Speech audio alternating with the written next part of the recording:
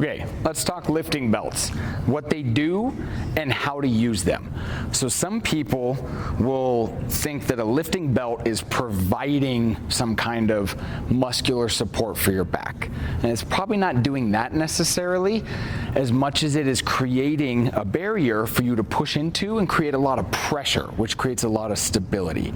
So when you utilize a lifting belt, it's not cheating on a squat or a deadlift, it's usually accentuating the ability for you to produce force within a squat or deadlift. But how do you use it?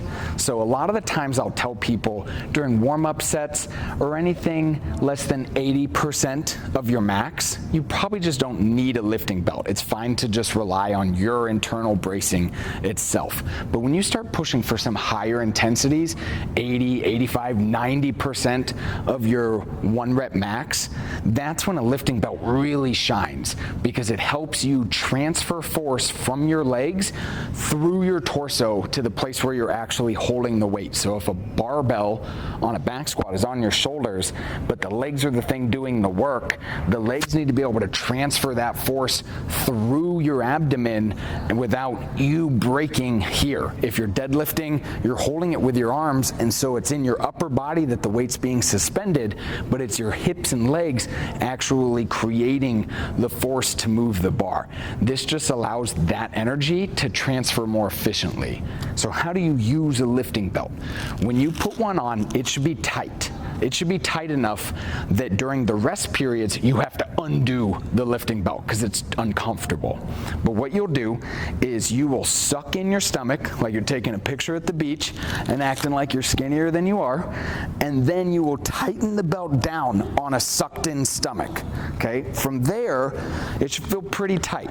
You're gonna get under the bar on a back squat or get down into a deadlift position, and then what I want you to do is breathe in to your stomach, breathe into your rib cage, and try to expand the belt with your breath, and then bear down into that pressure and sustain it.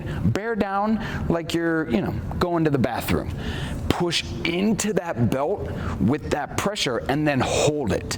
And so even while you're doing a set, if you have a set of 5, you're never relieving all of that pressure. You might just be relieving 40, 50% of the pressure to get a breath in, and then you build the pressure back up. Relieve 40, 50% of the pressure, and then build it back up each rep instead of like completely relaxing. This belt is just giving you the means to push against something to create more stability within your abdomen to transfer force.